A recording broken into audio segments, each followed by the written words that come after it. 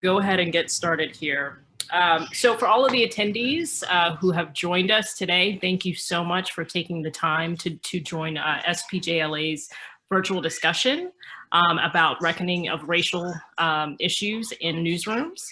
And I wanted to introduce myself first. I'm Ashanti Blaze Hopkins. I'm the Vice President of SPJLA's Los Angeles chapter here.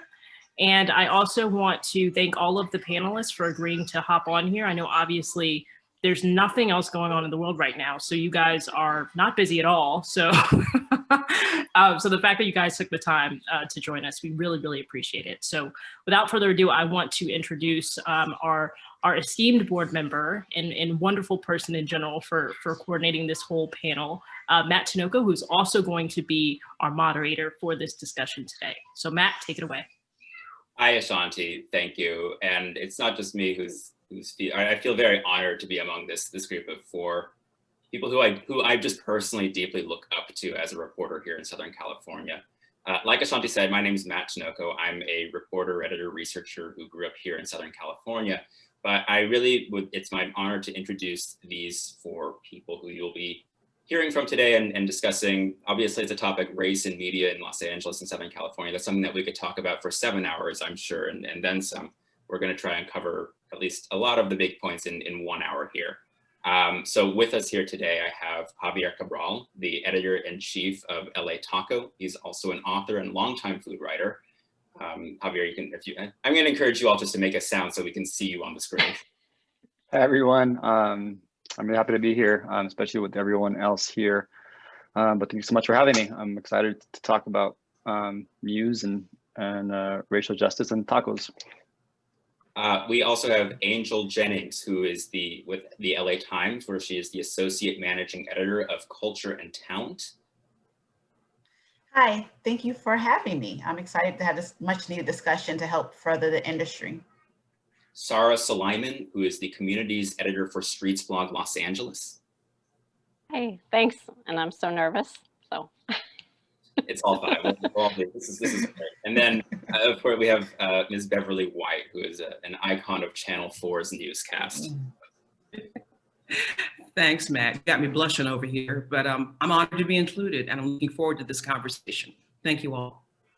And thank you all for joining us on the other Zoom end here. So for those of you in the audience, 50 minutes, like I said, we'll move relatively fast, especially with 4 people.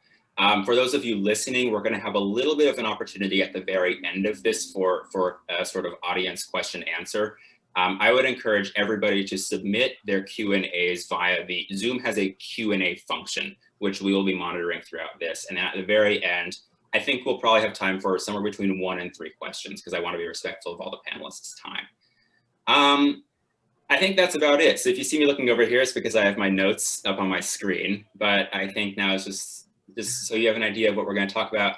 The panel is going to be about race and media and sort of the 2020 George Floyd moment. But obviously, none of this is 2020 was just 1 year among many where this has been a very deeply important topic to the entire country. I kind of wanted to start with Beverly, because as some of you might have heard, you joined Channel 4 in 1992, which as much as being said of how 2020 was a moment, 1992 in Los Angeles was also another moment.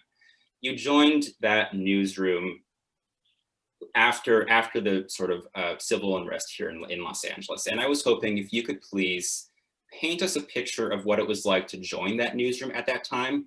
Sort of like, what were you walking into? How did you prepare yourself to do that? And I guess like, just what was news like in 1992? And did it change, or here, I'll defer to you here.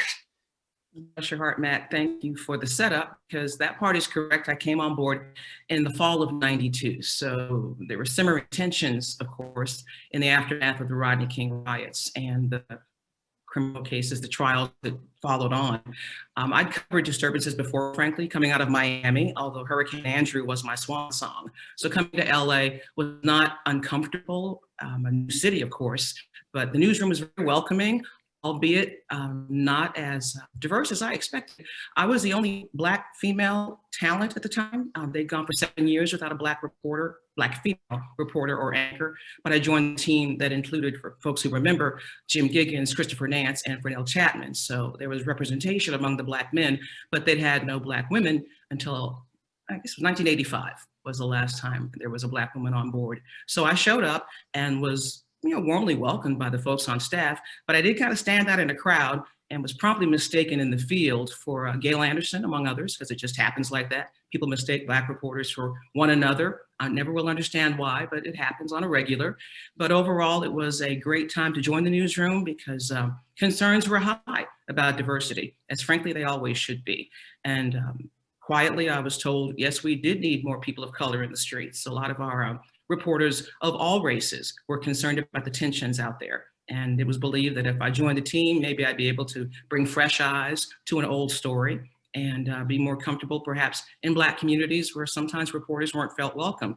But as I reminded the people, bullets don't discriminate. If they're shooting at reporters or shouting at reporters, I'm rolling up in a news truck like everybody else, conspicuously belonging to this organization, sometimes accused of being a tool of the man, but still here to tell stories and hoping people will trust me with their stories. And it's been a wonderful ride.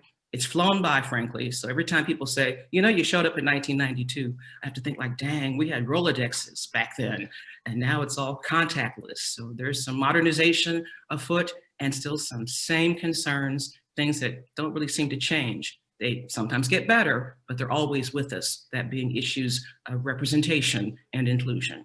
So I'm proud to be a part of the change, but couldn't do it alone, wouldn't want to try. What you said right there about how things change, but they don't change. It's the same. The age-old thing about media is that media, particularly mainstream institutional big media, is a very white space. It's a very light-skinned space. And consequently, when you have newsrooms that don't look like Southern California is a area where 3/4 of the people are non-Anglo white. And when our news institutions don't reflect that, the reality is that the news institutions miss a lot of stuff. They miss a lot of stories that they should have known were coming, but didn't. I want to go for Angel here next. We mentioned it a little bit in the sort of onboarding here, or in the like pre-sound check periods, but I know Sahra and you both covered the Nipsey Hussle unrest, which was a story that was an enormous story here locally, but it took media a couple days to kind of clue in. And at your newsroom, you mentioned to me that the knee-jerk angle, and not just unique to your newsroom, but the knee-jerk angle was to cover that with the crime angle, and how maybe that wasn't necessarily the most appropriate way to do that.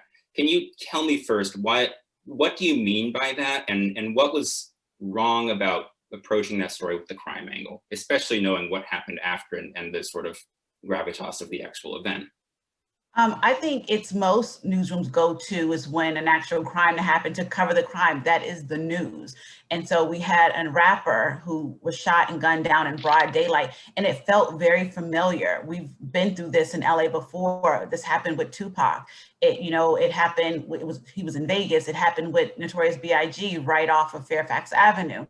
And so oftentimes we just kind of go into these modes of like doing what we've always done, finding out as much information about the investigation, because honestly, that's the easier news to get. It's easier to call police and demand that they answer our questions because they're supposed to be accountable to taxpayers.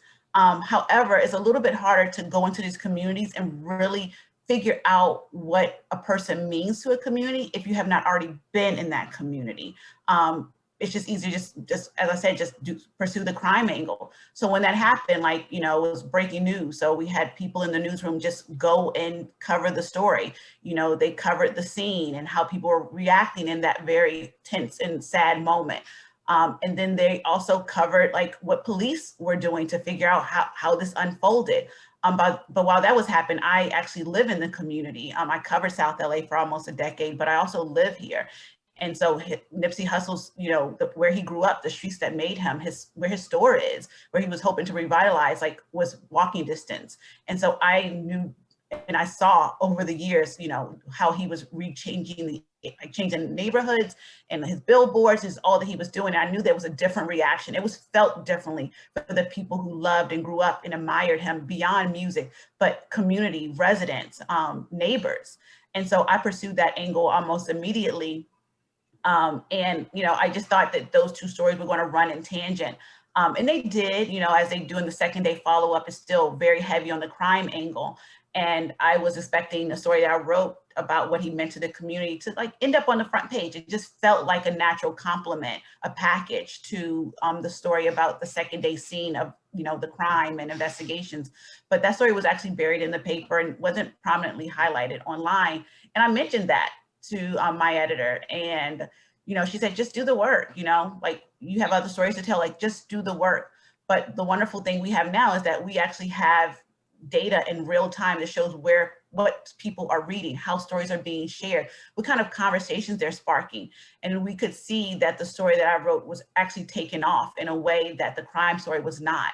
And so while there were elements of the investigation in that initial story, it was very little. It was more about, what he was doing.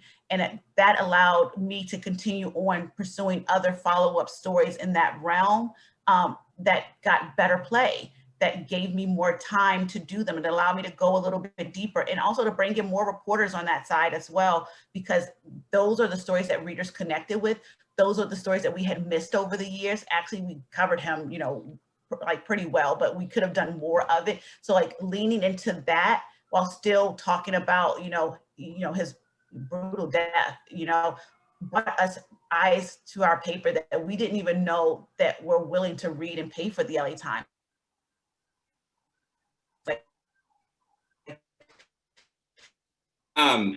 That our coverage of Nipsey Hussle audience there and a paying audience.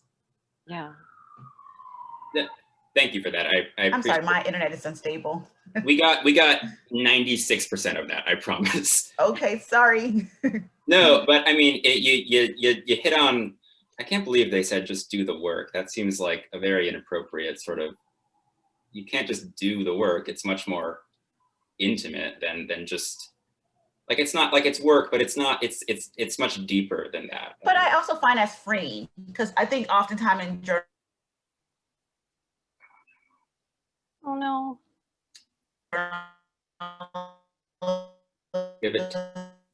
Oh no, Angel. And just in writing in general, we allow other things to take precedent over the. Is that better without video? Oh, I'm frozen. Hello, can you hear me? Yes. We can hear you now. Yeah. Okay, great. I just took my video off. Again, my daughter's home, and I think everyone's on the Wi-Fi at one time working. It's slowing it down. And normally it's not like this at all, but we have 2 extra devices on our Wi-Fi. But You actually froze at the free. beginning of your statement. Okay, sorry. But I actually found to do the work was incredibly freeing, because oftentimes as a writer, we find ourselves boggled down with everything but the writing and reporting. If we can just strip aside placement and how other people are reacting to it, and just focus on work that fulfills us and tells a story and uncover truths, I think sometimes that can allow us to do our best work. And I actually found that statement pretty relatively freeing. And I just got to work and allowed my editor to do the lobbying to make sure the story got the placement, and that we were able to continue to do that work. Fair. Thank you. I know, Sahra, you also reported on this, but distinct just this, because this is not one event, it's everything. Angel noted that there was this sort of eagerness to jump into that pre-established crime narrative, which I know you go out of, as we were talking, you were being explicit about breaking from that default narrative. And what I wrote here, specifically, you used the phrase decentering whiteness and how that plays into the main narrative. And I think the key question I have for you here is in context of what Angel said, and maybe you can reference what your work with Nipsey Hussle's death, but how do you decenter whiteness? And why do you go out of the way to do that, particularly on stories that are about people who are not white? Well, can I do this? It's one of the questions you had for me, and it kind of ties into what Angel was talking about her story being buried, and the paper not recognizing the value that he had for folks. That they'll kind of answer that question, but it's I think it'll build on her point and what she was talking about, and how even the LA Times was conceptualizing what that work was. And what it looked like is that gangs for so many folks are black boxes. Like there's just no real understanding of what gang. So when LAPD says, oh, it was gang related, it's almost like a signal to the media, like, oh, you don't, like there's no reason that it happened. It's just like they brought it on themselves. Like there's kind of this blaming of the community that happens. And there's not, and this isn't not necessarily a dig at any of the reporters. It's that there's not the time. They don't have the time. They don't have the space to really to build those relationships. They're very difficult to build. They take years to build. That trust is, before we got started, Ms. Beverly was saying she usually has like, what, a minute 40, a minute, 2 minutes maybe to get her point across, and how much she has to pack into a package. You don't have time to tell that kind of a complex story. And so when you have someone, as Angel was saying, that, a gang member or someone who's believed to be their primary identifying characteristic, there's an expectation that comes with that of who he is and what he's about and where he fits into the hierarchy of people we need to know about or need to care about. And so for me, digging into that and really trying to understand both what gang affiliation, the extent to which it runs on a spectrum, and what it really means, and why people, there's this vision idea that people sign up for gangs like they enlist for the army, and it's not that at all. Like, I have friends who their gang membership dates back generations, and it's part of the neighborhood they grew up in, but it's also a product of the deliberate disenfranchisement, the deliberate disinvestment, the repressive policing, and to get to the question about decentering whiteness and about what it takes to create spaces that are safe for white and folks of privilege, and the cost to Nipsey's community of that kind of repression. And so a lot of what I'm doing is trying to dig back into, because I, unlike most of our folks here, like, I don't have those kinds of hard deadlines. I don't have the same kind of constraints, so I have more freedom to do that. And so it's really great to have someone like Angel who has this kind of access, who can talk to Black Sam and get these really, really important stories, and then I can complement what she's doing by doing that kind of digging and offering more context, so people get this fuller picture of who he is as a person. But I think back to like 2008 when Jamil Shaw was killed, for example.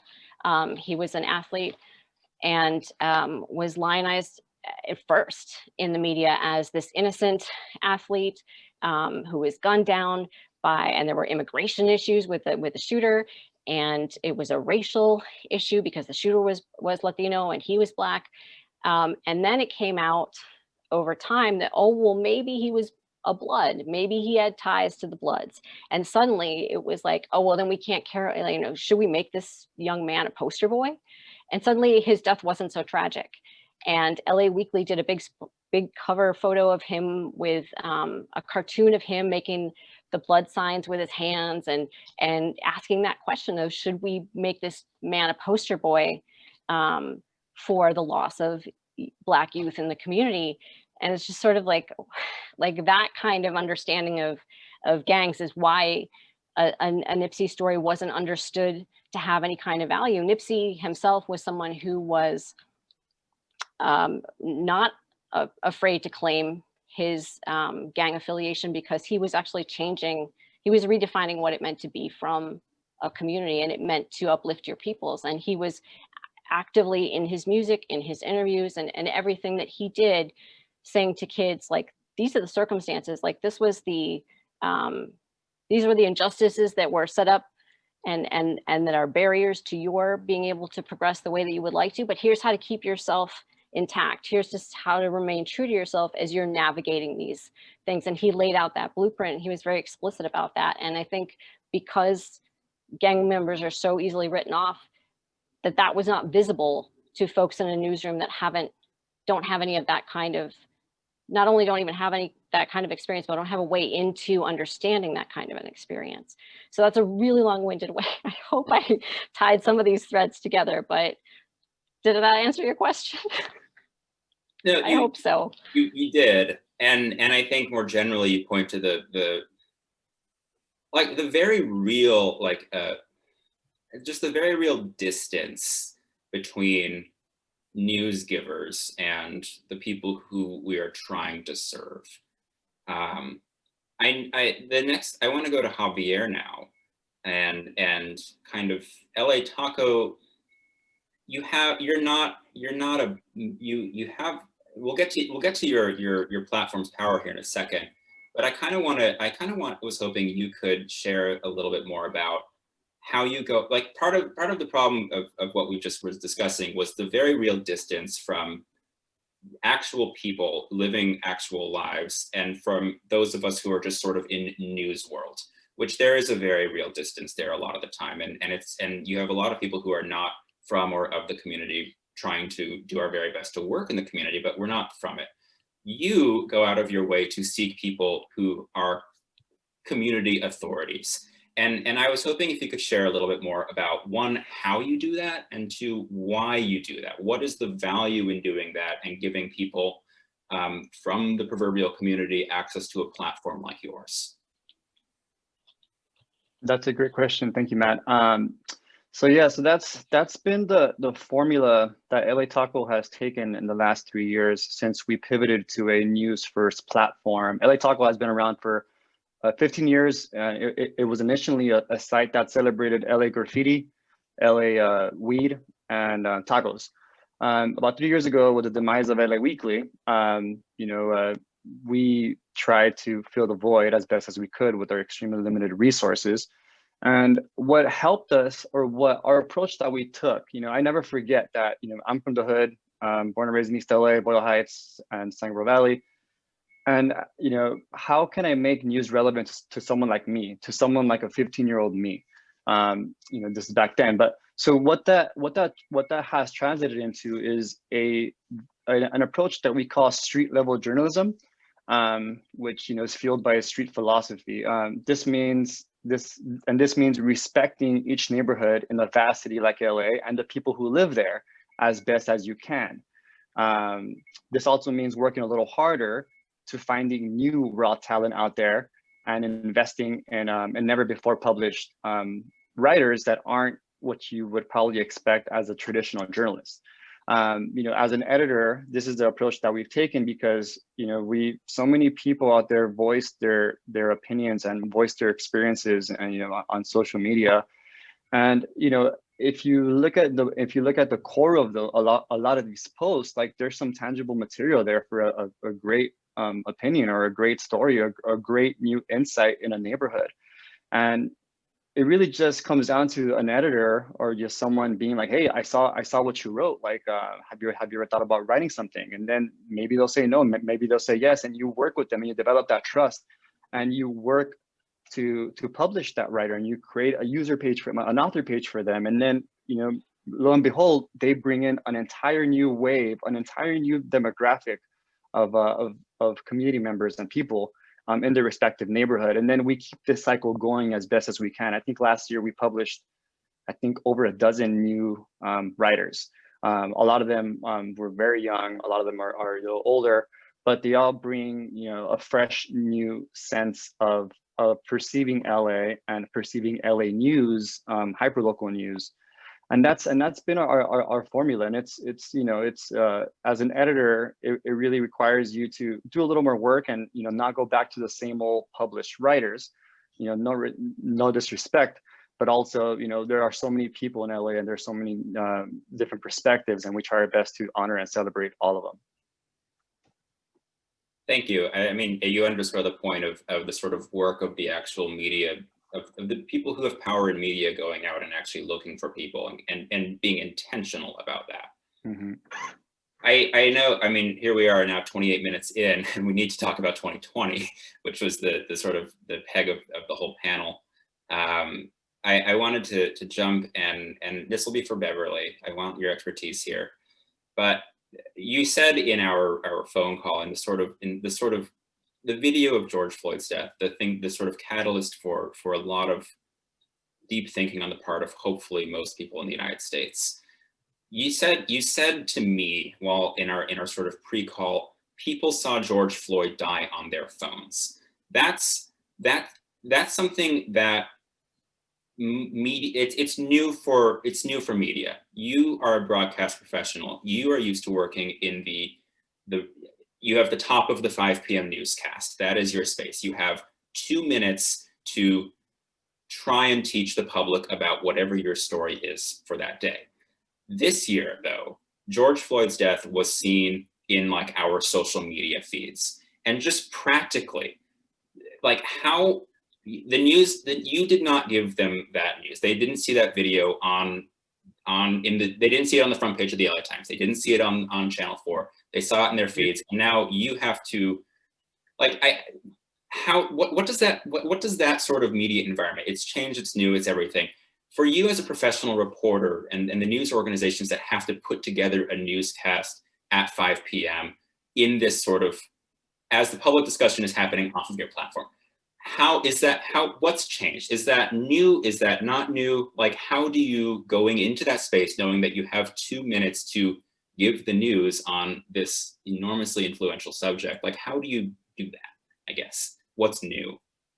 Well, trust when I tell you, it wasn't just me. There are a squad of reporters at NBC who chased that same story and the local angles of that same story. So yes, we didn't amplify the George Floyd death in real time because people saw it on their phones probably before they turned on their TV that day. But then you see the still shots. We're not going to beat that drum and roll it on a loop because it's just insensitive. And we do have an obligation to respect the feelings of the people who are watching free TV. You know, these are the people's airwaves. And out of respect for a man dying on camera, you're not going to see that on a loop on NBC4 and probably no other station with any sense of responsibility or respect for its viewers. On the other hand, it wasn't just me to tell that story, nor did it only air at 5 o'clock. I tend to contribute to the 11 p.m. show, which is after most children have gone to bed. So we went a little harder on our reporting because that's what we do at 11 p.m. But the story really speaks for itself, and it outraged lots of people who took to the streets of all colors. We covered those protests ad nauseum and gave people the space to share their feelings and the voices and the doing the work in the streets to amplify the message that this man didn't have to die. And people who don't feel that way need to reconsider. Like, do you think this is justified? It was a counterfeit $20 bill. That is not a death sentence, nor should it be. And yet it was. And he's one of many Black men whose deaths have resonated and risen to the level of, oh my God, it's time for America to have that hard conversation about how we perceive Black lives. That conversation happened on television, as it did in the streets and on social. Again, social, you can queue up the video and watch it right now as we're talking. It's all over YouTube and all the rest of the platforms. But local news has a special space to get the people who watch us here in Los Angeles, millions of them, we hope, to realize it didn't happen here, but you need to feel it here.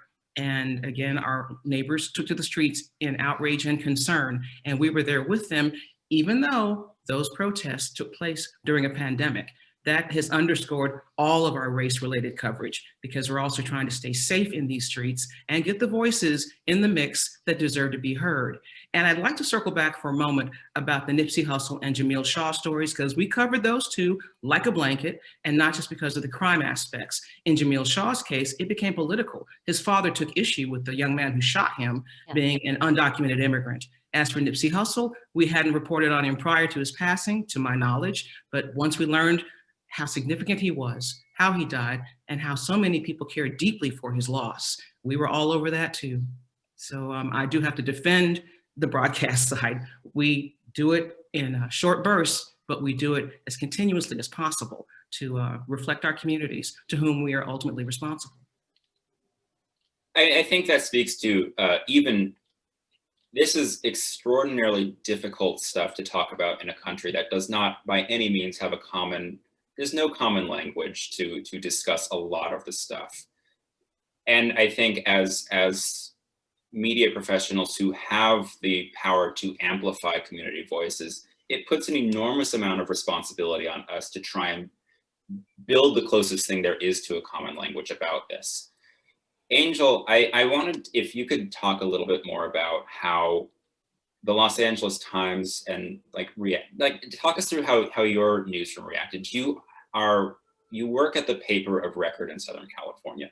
That is an enormously powerful platform for amplification, for the distribution of information, and just what people are thinking about in their day-to-day, just for setting that sort of daily narrative.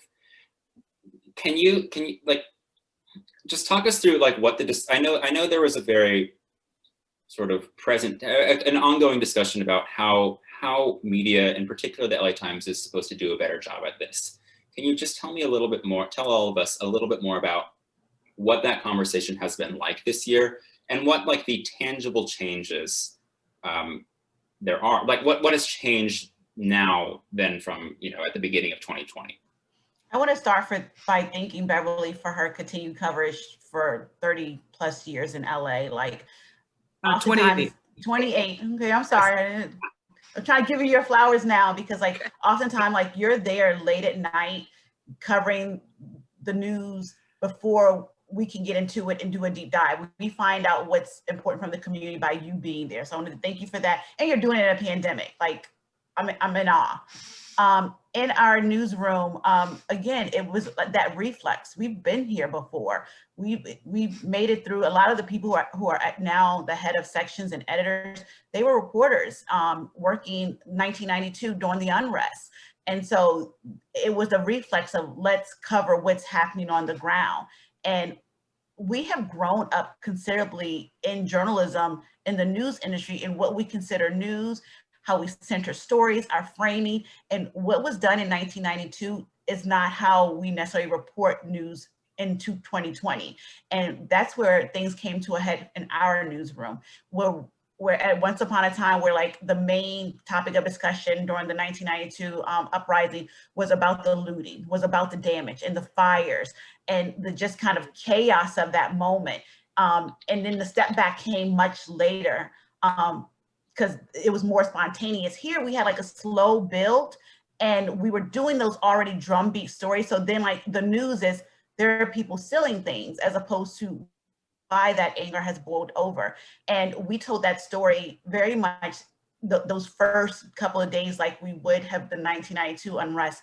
And for our newsroom, we spoke up against that. We were facing, so many other newsrooms, a challenge during that time of reporting during a pandemic. Things bubbled over in LA during a weekend. We were also going through furlough, so our newsroom was really stretched thin, but we still wanted to hold ourselves to account to make sure that we're reflecting the moment, the communities, and we had deep soul searching about how we covered when things bubbled over, I think it was a Friday or a Saturday, and our whole homepage was about the looting, how photos were, and just even what we zoomed in on. People in the newsroom spoke up and who's responsible for this? How can we do better? We must do better. And at that time, that's very much a very major metropolitan story, because it's happening in LA. At the time, I was the only Black reporter in Metro. And it's something I had brought to many people's attention many times before, that I was the only, and I wasn't out on the ground. And that comes with a huge burden and weight and so much guilt that I was not on the streets telling that story. And I had colleagues there, but I felt like my eye and perspective would bring something different, as I know that when we have people of color in the field telling these stories, it often do. We find different stories, we find different sources. We're able to connect with people in a different way, because there's a lot of mistrust in communities of color with the media. And there has to be an often understanding of people's motivations and their hardships and their humanity that sometimes journalists of color can bring, that might take a little bit longer for other people to get to, but we can get to pretty quickly. And so we realized that enough is enough. We need to make sure our newsroom reflect what we said we're going to do, which is mirror the community and tell stories in a way that centers it on the victims, center stories on the injustice, center stories in a way that we are no longer framing for a white audience, because that's not our audience. That's not the audience we're looking to attract and hold on to.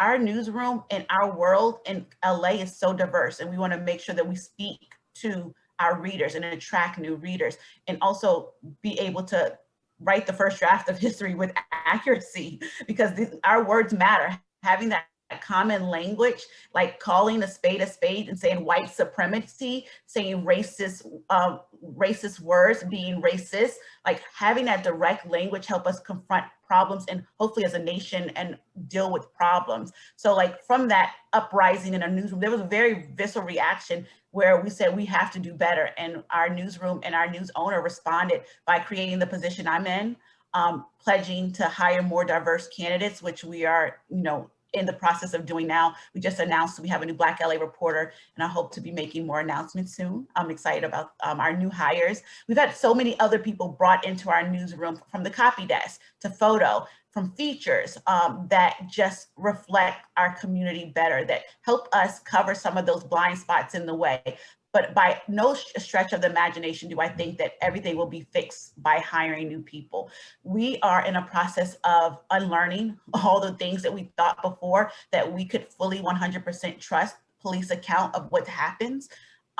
We have always questioned them, but oftentimes in breaking news, we lean heavily on them. We are reframing how we tell these stories and reframing what we do as we gather news, and not just trying to be the first, but to make sure that we are telling all sides in a way that is reflective of the journalism that we want to produce. And so I just hope that people are coming on the journey with us. There will be missteps. We're learning in real time, and we're being transparent in that process. But I know that what we're doing at the LA Times, first with like the apology about our past racist coverage that, marginalized communities of colors, to being upfront about that we had a problem, we have a problem, that from there we can move forward and try to rectify those problems and, bring in our audience with us as we're learning together to do better. The learning in real time and unlearning, two distinct things though that are very, I'm not just say the same thing I said a couple minutes ago, but like this is hard stuff and you need a bunch of support to do it in the best circumstances. For Javier, I know you noted that there was a sort of pivot to news in your newsroom, or among you, in after LA Weekly went away. But this year, you mentioned to me in our sort of pre-interview that you thought very, very difficultly about sort of using your platform. Like it started as a food blog 15 years ago, but now people are coming to you for like hard news. Could you share with us a little bit of like how, like what were the questions you were asking and answering in your own mind, and how did you answer those questions, particularly about realizing that, hey, I have a responsibility to my readers to pay attention to this enormously important social justice movement that what were those questions and answers in your own head? And that's my question. Yeah, I'm 100% positive that that having to answer these questions every day, I'm sure is responsible for a few new gray hairs in my head. It was an extremely, extremely difficult and complex day-to-day situation. I remember when the first demonstration, when the first people went in the freeway in LA, and I remember I got a pitch from a photographer, and as an editor, you have to act fast. And then the good thing about LA Taco, because we're so DIY and we're so tiny, we're a lot more nimble. But it also includes with you're still an editor and you still have to make ethical, choices with word choice.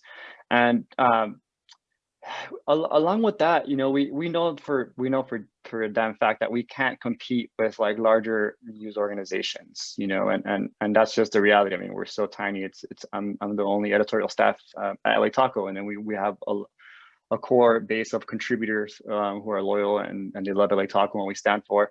But what we quickly realized was that because of our past work, and we know, and covering the cities, what we call taco life, that allowed us to offer, certain news elements and certain news styles to this core demographic that otherwise wouldn't be as engaged as reading or viewing on other news organizations.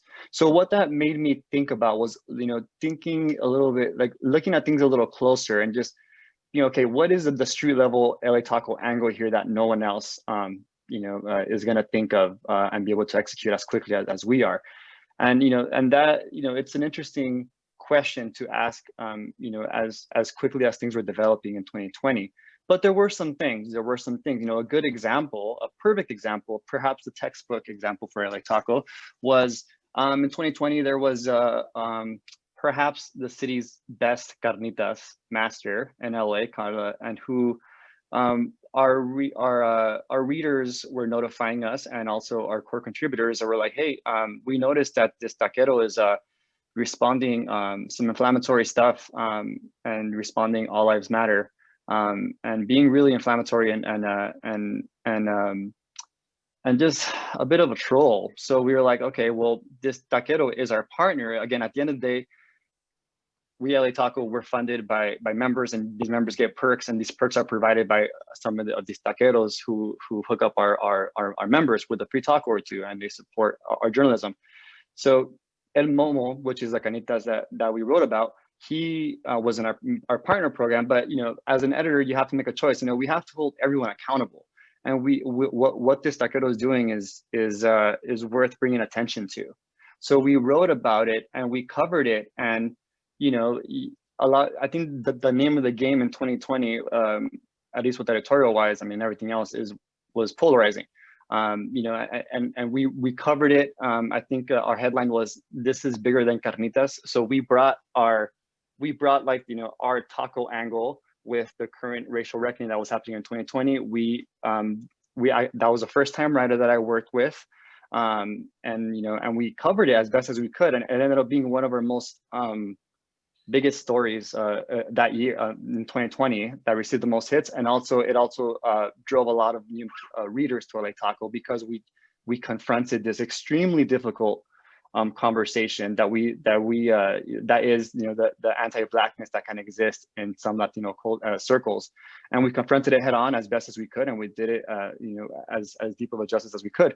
And sure enough, people enjoyed that coverage, because we confronted this topic that is, again, it's really hard to write about, talk about, but you can definitely do your best at it.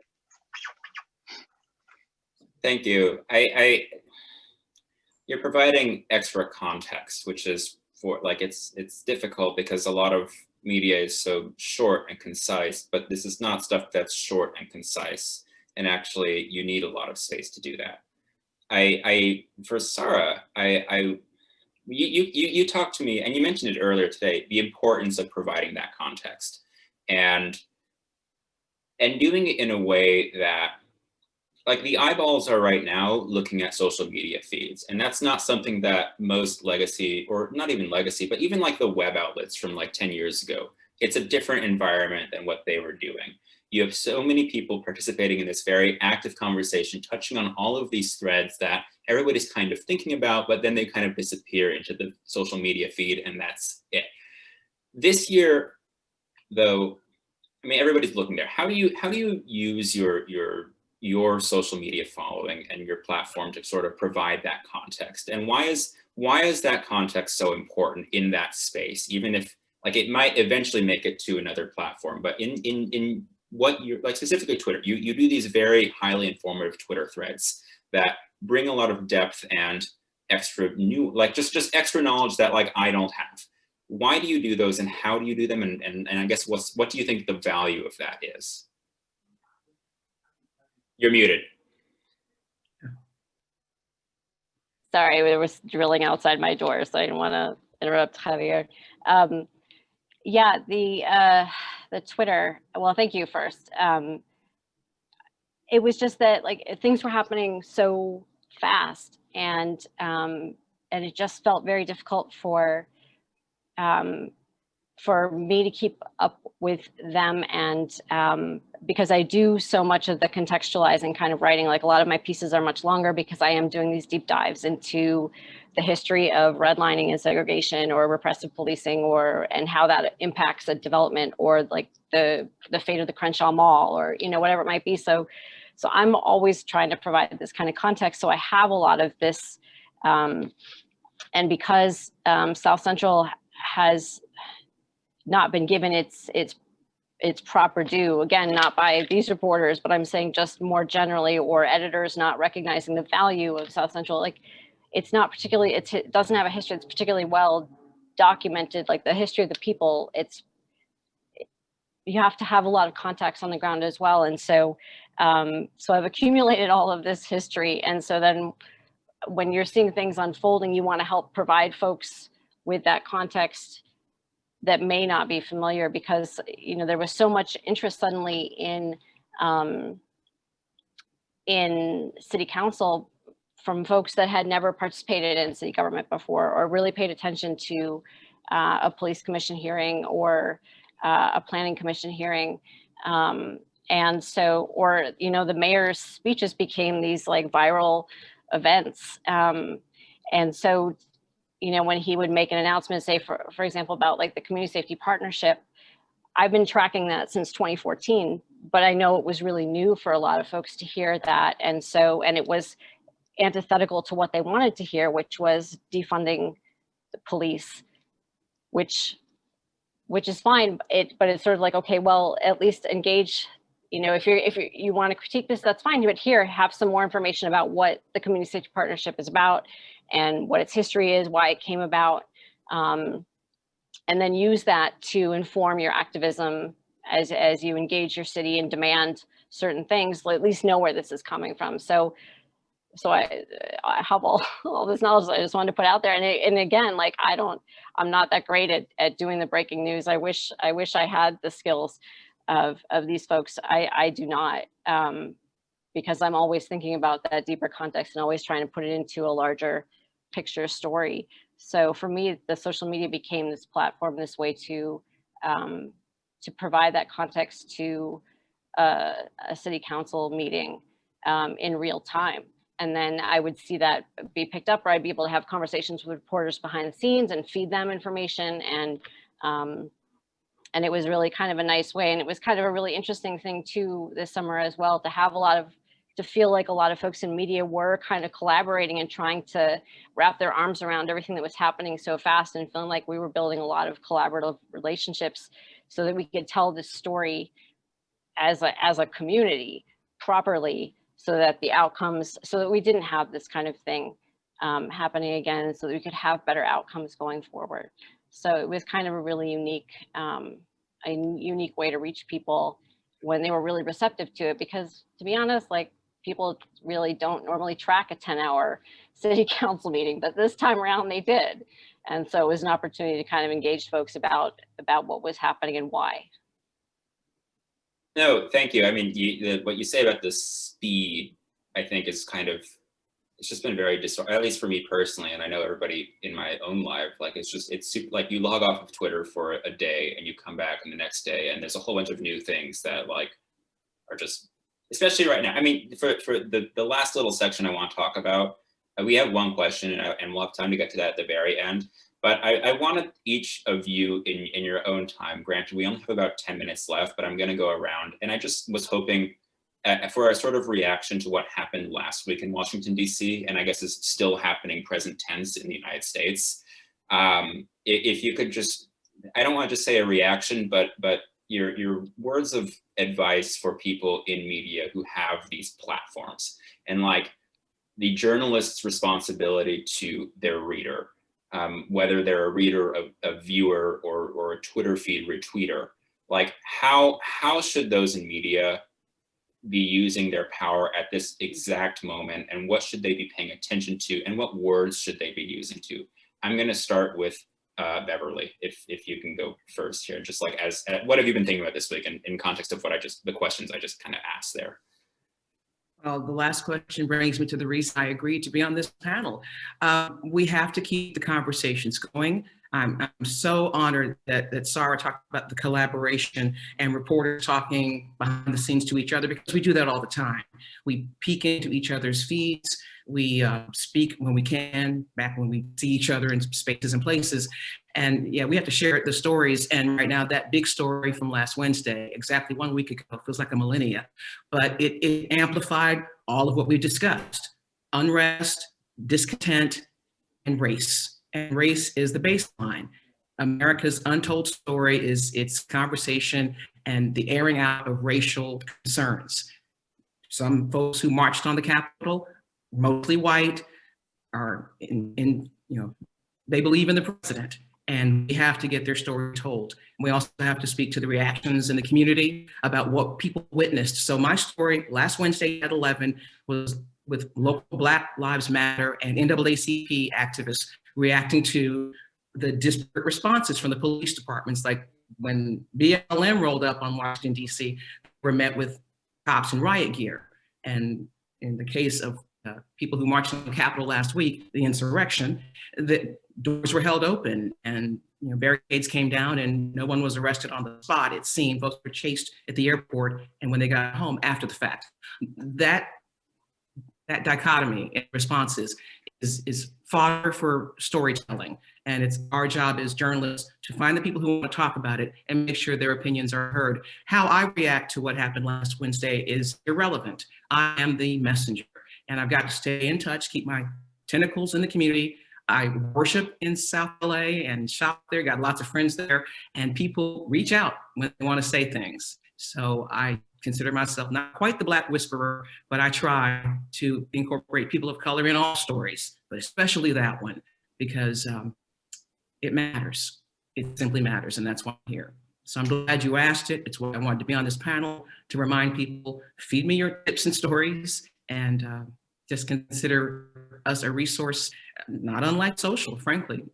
Broadcast media belongs to the viewers, and if they haven't heard that lately, I want them to hear that today.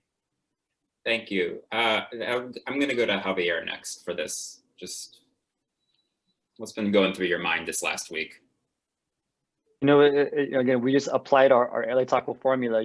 We saw on Fox 11 that there was a brief cutaway scene of a bacon wrapped hot dog vendor in the City Hall protest here in LA. It was a quick little cutaway scene. The anchor wasn't interviewing them, was not engaged with them at all. But it kind of took that little clip took on a life of its own on social media. So I was like, who is this man? Who is this man who thought to sell bacon wrapped hot dogs to the vendors?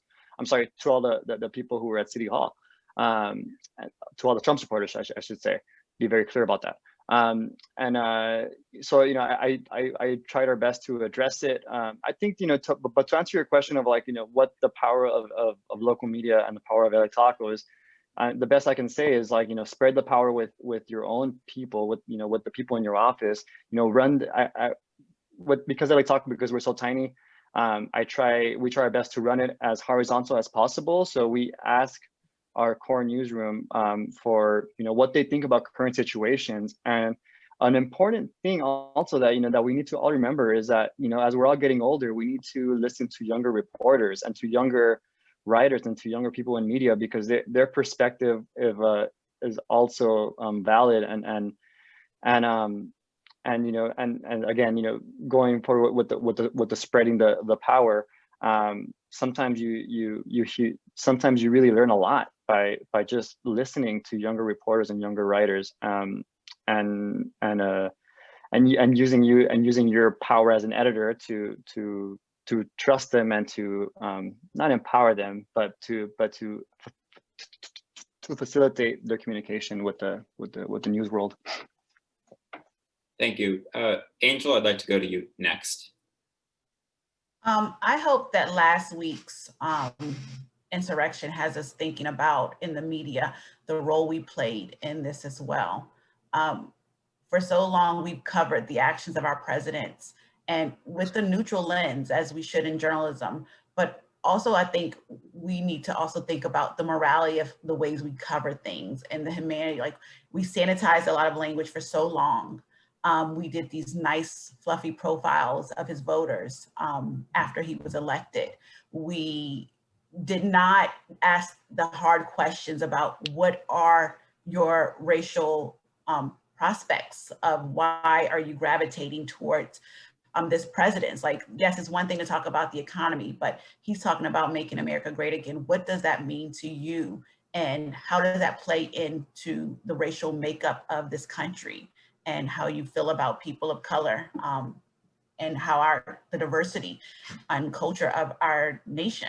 And I think that during this time, we need to, it's great that we have been able to meet this moment and like use very blanket language to call the pro-Trump supporters a mob and to describe what happened as a riot and to really discuss that we know that, 6 months ago, there were Black people marching and there were others, not just Black people, that there was a diverse coalition of people marching for Black life. And we have that juxtaposition so close together. We see that, white people, when there's a group of protesters that are white, that the treatment is different.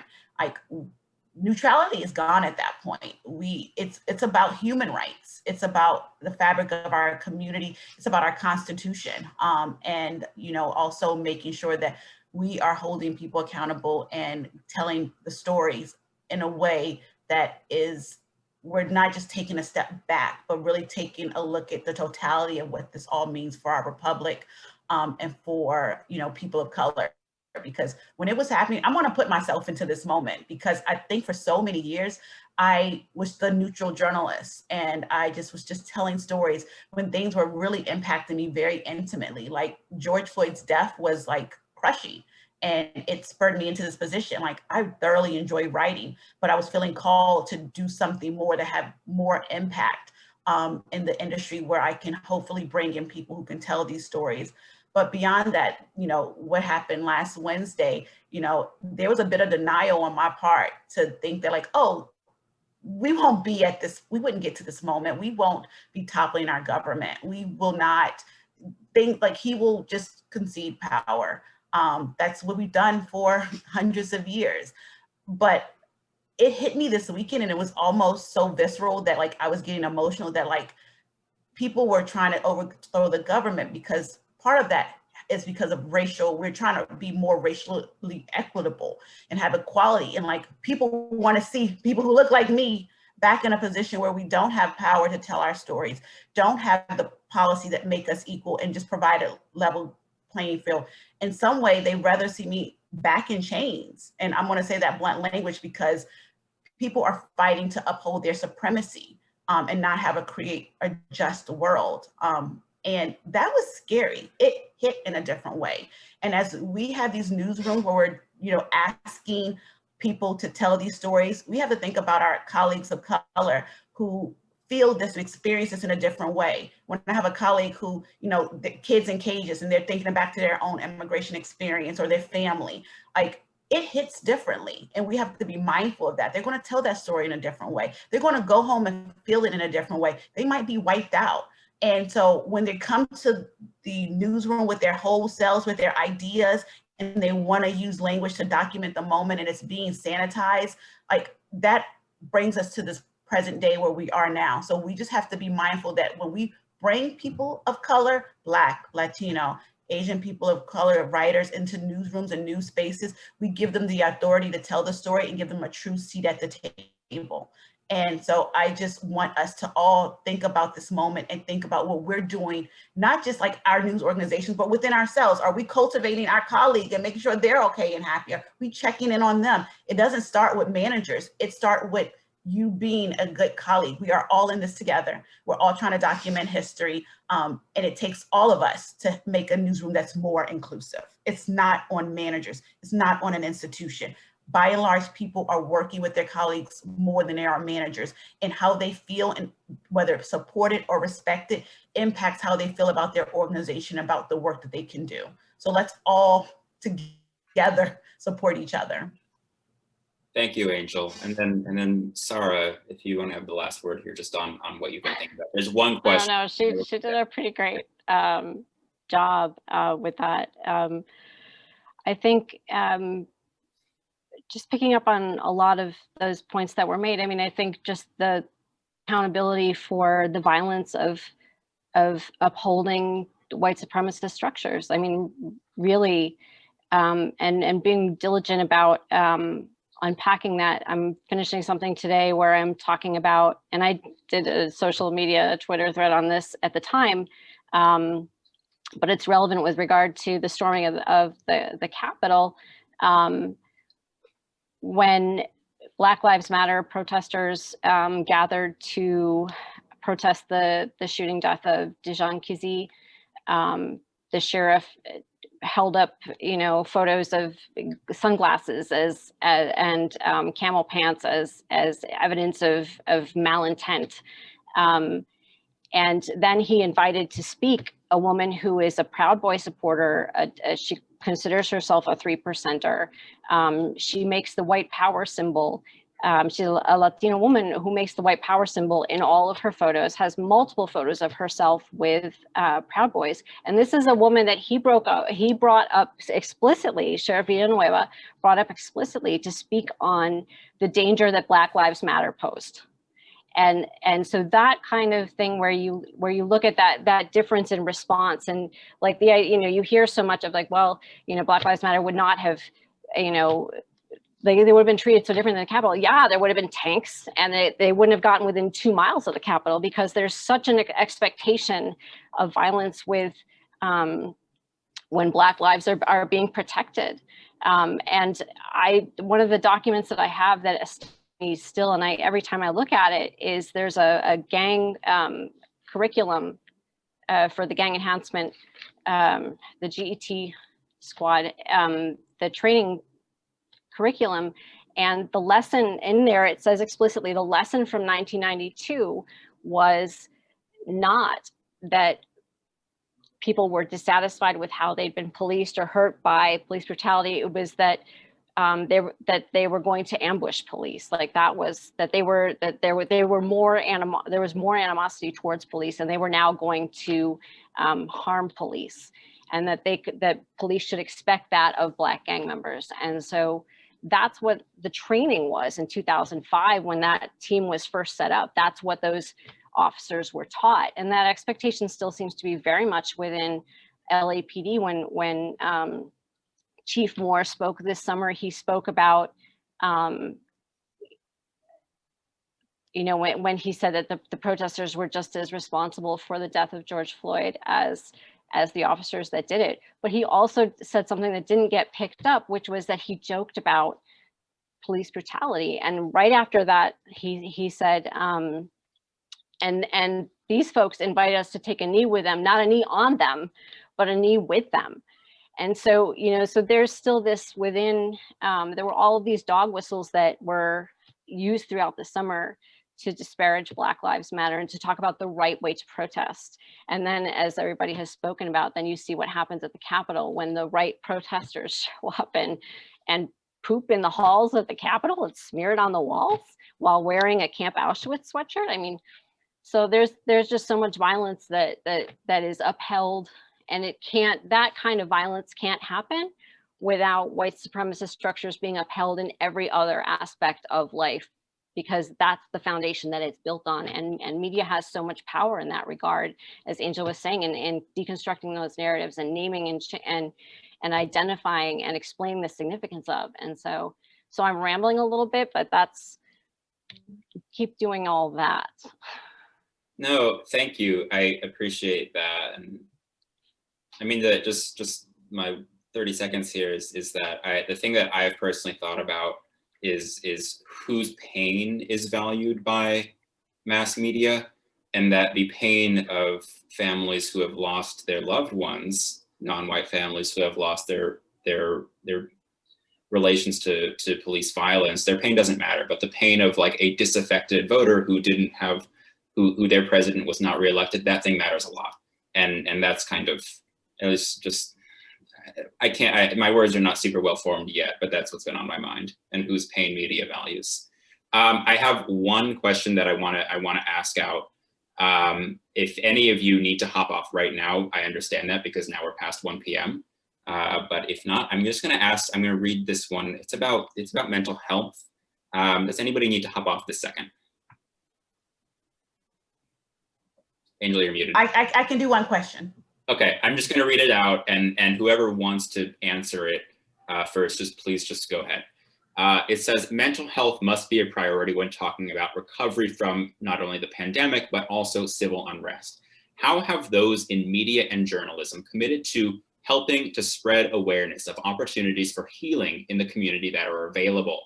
And or does that have to be expanded, particularly in LA's Black and brown persons who are most adversely impacted by this sort of stressful time? Do you think media has the power to support decreasing this racial inequity in mental health care, which it affects not just Black and brown people, but ultimately everybody? That's from Nakia Fields. I'll start with, in our newsrooms, we're, very conscious of the toll of reporting the news takes on people. And so we're constantly referring people to, take time off, like to the point where we're saying like, you have to take time off, because sometimes you get this cycle of like the news fuels you, but sometimes you really just need to take a break. And we refer people to, we have like mental health services. And in our reporting, we're also doing the same. We are, there was a beautiful story that's on the front page of, by Sarah Parvati talking about how young people are escaping into video games to, escape the news and everything that's going on. And there's some talk of mental health. We had other reporters talk about, domestic violence during this time and the help that's offered to people. I do think there's a opportunity here to tell the stories of where we're like, just like we have food deserts and pharmacy deserts, but also therapy deserts where, maybe it's on the city or county to reimagine what healthcare looked like in these spaces, and what that looks like post-pandemic, post-racial unrest, post-insurrection, that also places people's mental health at the center. And I'm sure there's stories to tell there. And as we know that we have so much weight in our words as journalists, we have the power to highlight inequalities and areas that we need to do better. And like that spurs some people, politicians into action. And so like, I think it's an area that deeply needs to be covered that could have a potential to help, our readership in the world. And we've been covering it too on more than one occasion. I know myself and my colleagues have profiled, focused on psychologists of color whose services are readily available, sometimes for free, for communities that need them. And we all know the pandemic has disproportionately affected low income and minority communities. That's a given. How we can help people get to mental health as well as physical health, I think we should amplify even more, perhaps on our websites with a dedicated link, if we haven't already done so. I know in every opportunity when we cover suicides, for instance, we repeat the suicide lifeline hotline number. So it has to be a constant conversation, not just a one-off. So that questioner is on point. If you're not tuned in on that particular newscast on that particular day, you might miss the individual report, but it's a part of our running conversation because we care deeply and we feel it too. And more than one person with whom I work has admitted going on the company site and using the psych services available there because it's hard. These streets are getting mean and we're all feeling it, but we live here too. And we care. If that wasn't made plain by our participation in this conversation, this is our community. We love LA and we care too. Yeah, and on that note, I think, sorry. No, go ahead. You want to go for it? You first. Mine is brief. I think it also helps to be open and vulnerable as a leader and talk about like any kind of issues that you're going with, or just try your best to destigmatize talking about it in the open and social media and Slack, whatever, because I know that's easier said than done, from personal, just myself, but I think that also helps. And also, when publishing stories that have to do with any kind of mental health, when publishing a story that has to do with a person suffering from mental health issues, especially in police shootings, related ones, always make sure to disclose that clearly in the story, just again, to bring more awareness in any possible way that you can. you know, by A, being vulnerable yourself as a human, and then B, you know, whenever you're publishing copy, if there's any mental health issues that we need to fully include on there, include. That's all. I was just gonna say that as I'd like to see it gain some more traction as part of the defunding police conversation in this coming year, because there's been so much conversation, defund or not defund, but not so much about like, what does that really look like? And what does that investment really, like if you break it down, can we identify where the impacts of the legacy of repressive policing are specifically, and how to engage them and uplift those folks, in what form, how, who, and you know, I was speaking with LaTanya Ward, who organized the Peace March in the wake of Nipsey Hussle's passing, and she had been participating in healing circles for folks that have been, as Javier said, you know, they're either mental health issues that result in some encounter with police, or they're a family that has lost folks to violence, or they have themselves come up as a gang member and are dealing with all of the trauma of that experience, and their encounters with police and all of that. And those folks are they're the first to be pushed aside, and they're usually the last to get access to resources. And I can't tell you how many conversations I've had with gang members this summer about like wishing that they had somewhere to speak on the trauma that they've been through, and to do what Nipsey was doing, which is uplifting his community, and just seeking those tools. And so the kinds of like, what form can that take? So I don't know if I'm really specifically answering that question, but as much as speaking about health and mental health is really diving into that conversation. What does it look like in these communities that have been on the receiving end of repressive policing, that have experienced police brutality, that have experienced disinvestment and disenfranchisement in so many different ways, and then have suffered for that? That's the healing that needs to happen. And what form should that take? We haven't invested, and again, not us, but speaking more generally, there hasn't been enough investment in that conversation and what that looks like on the ground, and how to identify the right folks. LaTanya Ward's big concern was like, don't just, you be a white-led organization that gets a grant and contracts me to do some healing circle stuff. I want to be part of that conversation. I want to be uplifting my community. I want to be given the tools and the capacity to take leadership and to help build that infrastructure so that it's more stable. So there's a foundation, so I can bring folks along with me. So how do we do that kind of healthcare and concerns about health in a way that's uplifting and sustainable, and it really does what we're hoping that the disinvestment in policing will accomplish? Thank you, all of you. I appreciate that. You are released. This is the end of the panel. I appreciate your time tremendously for doing this for SPJ and everybody watching, not just now, but in the future, because this will be archived on SPJLA's website. You'll be able to find it there, hopefully by the end of the day. I'll see to that. That's about all. Thank you so much. Ashanti, is there anything else that you would like to add? Yeah, I just wanted to, again, thank all of the panelists, Beverly, Sahra, Javier, Angel. I think this was a wonderful conversation. And Beverly, I echo what you said. We have to keep these conversations going. And in that vein, I encourage all of the attendees, even our panelists, follow us on social media, SPJLA. Also, go to our website, spjla.org. We would love to have you as members. So, those are the resources that you can go to join us, and also look out for more of these kind of conversations that we host in the future. But thank you everyone so much for coming. We appreciate it.